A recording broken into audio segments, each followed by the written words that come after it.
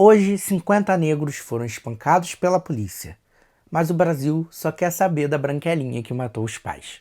É assim que eu me sinto com o caso Von Richthofen. Eu acho que teve uma grande espetacularização da mídia em cima desse caso, que não é tão complexo assim como as pessoas gostam de fazer parecer, e que já dura 20 anos.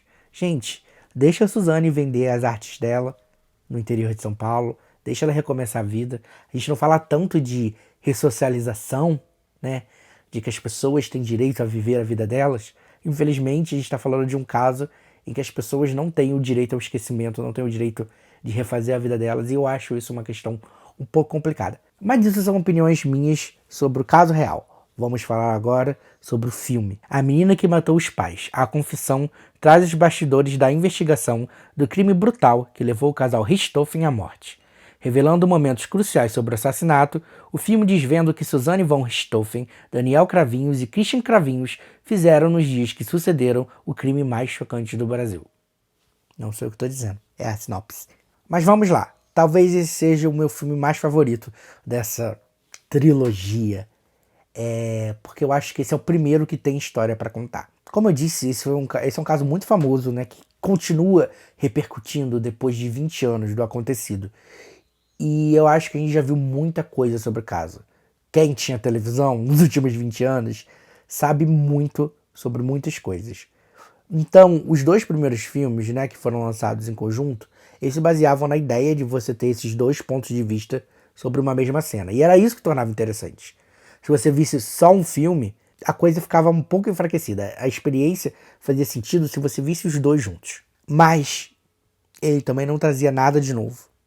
Ele não trazia nenhuma informação que você não sabia sobre o crime. A única coisa ali que você podia dizer que era digna de nota era a atuação da Carla Dias, que realmente deu uma incorporada ali na Suzane, que em alguns momentos chegava a ser bastante assustadora, assim. Muito mérito dela, mas também do pessoal do figurino, o pessoal que conseguiu reconstituir a Suzane de uma maneira bastante incrível.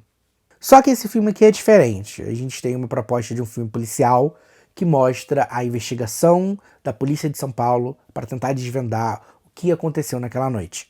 E eu acho isso bom porque é uma perspectiva, por mais que seja ficcionalizada de certa maneira, que a gente não tem acesso. Assim, não é algo tão fácil quanto todas as outras informações que a gente tem sobre o caso. Talvez você possa ter visto sobre isso aqui num documentário, mas aí você teria que ter corrido atrás, entendeu? Não é algo que está tão no imaginário popular quanto as outras informações, eu acredito.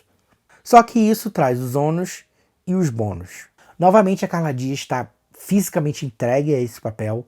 Inclusive, tem a grande sequência do enterro dos Von Richthofen, né, que tem muitas fotos, todo mundo falando das vestimentas, da roupa da Suzane.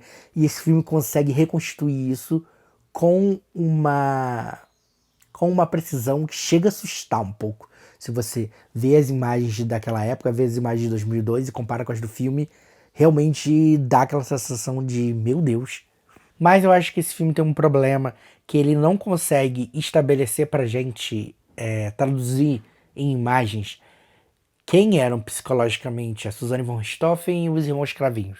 Ele é muito maniqueísta, ele coloca a Suzane como uma pessoa fria, que quase beira psicopatia, sabe? Uma vibe muito vilãzona de novela, e coloca os irmãos Cravinhos como pobres indefesos de uma espiral, de uma crise moral, e eu acho que isso acaba desbalanceando a história.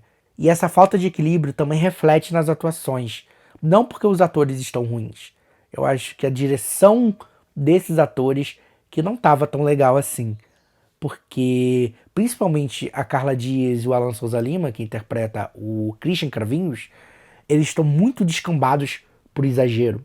Sabe, é tudo muito gritado, é tudo muito chorado, mas eles estão fazendo ali o que lhes foi pedido, sabe? Mas eu acho que acaba sendo um pouco muito fora do tom. Principalmente porque nesse filme a gente tem a personagem da Barbara Collen, que é a delegada, e que ela serve muito bem de oposição a essas pessoas. Então você poderia ter baixado um pouquinho o tom da farsa, trazido de uma maneira mais natural, e eu acho que funcionaria muito mais.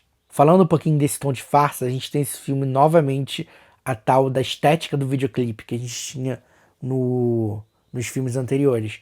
Mas aqui ela me incomoda muito. Nos filmes anteriores, eu até aceitava porque a gente tá falando de dois filmes baseados em pontos de vista de dois adolescentes no início dos anos 2000. Então aquela estética, além de apelativa, fazia sentido. Aqui, como a gente tem um filme policial, fica uma coisa meio maluca, sabe? Primeiro, aquilo tudo muito saturado, muito verde.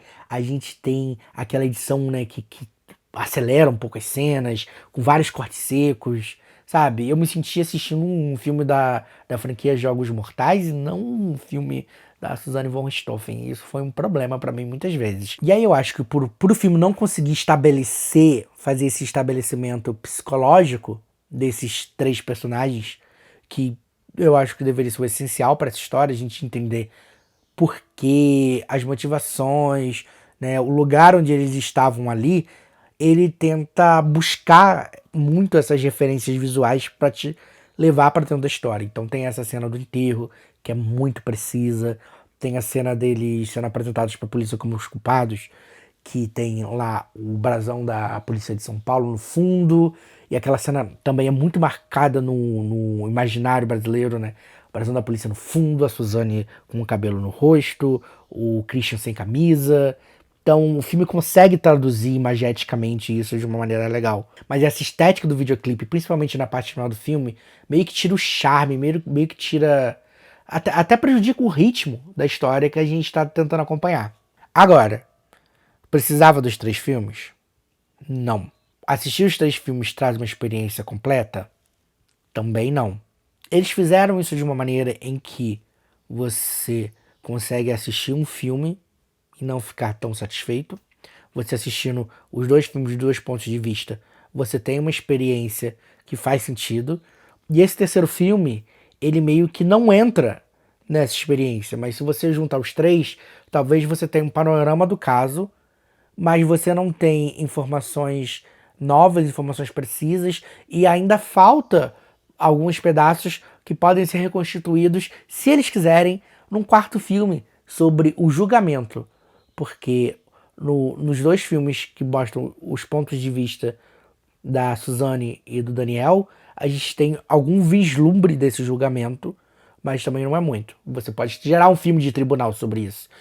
E, infelizmente, eu acho que, dependendo do resultado desse filme, o dinheiro vai falar mais alto mais uma vez. Sei lá, eu acho que já passou da hora da gente deixar essa gente em paz. Eu acho que o filme mostra os irmãos Cravinhos em conflito moral, mas esse filme me trouxe um conflito moral que eu acho que. A gente tá 20 anos explorando essa história, né? Eu acho que já tá na hora de descansar. Tem outras histórias, dá pra fazer muito mais filmes sobre crimes que chocaram o Brasil. E eu acho talvez crimes maiores e mais impactantes, que não tenham, e que eu acho mais importante, que não tenham essa cobertura midiática que o caso Richthofen teve, porque aí eu acho que a gente vai ter obras que são mais valiosas, que não são só reconstituições de coisas que a gente já sabe. Porque é meio que é isso que a gente tem aqui. Reconstituição de um caso muito popular e que a gente tem muita informação. Existem outros diversos crimes que acontecem no Brasil que não tiveram a cobertura e não viraram o circo que o caso Richthofen virou e que podem render filmes muito mais interessantes, muito mais profundos, muito mais complexos e que servem de registro da nossa história. Bom, se você assistiu os outros dois filmes e curtiu, eu acho que não tem por que você não entrar nessa experiência novamente. Agora, se você não curtiu os outros dois, não precisa nem perder seu tempo dando play, porque é meio que aquela estética, aquela linguagem aplicada em novas cenas e outros desdobramentos desse caso. Eu acho que faltou um apuro para se jogar mais na vertente policial disso aqui e não ser apenas uma coleção de fatos e de momentos. Bom, se você chegou até aqui, não esqueça do protocolo de sempre. Deixa seu like, se inscreve no canal, ativa o sininho e comenta aqui embaixo o que você achou do filme. Vamos conversar sobre ele. Quero saber se você gostou, se você não gostou, se você teve as mesmas impressões que eu. Eu adoraria saber a sua opinião. É isso, gente. Espero que esse tenha sido o fim de uma trilogia, embora haja espaço para continuar explorando essa história. Mas, gente, tem outros crimes, né? Vamos começar a trazer outras histórias. Eu acho um bom exercício para mostrar que há espaço para esse tipo de história, há interesse, mas já tá na hora de virar a página, né? Pra A Menina que Matou os Pais, A Confissão, 3 estrelas. E é isso, gente. Até o próximo filme.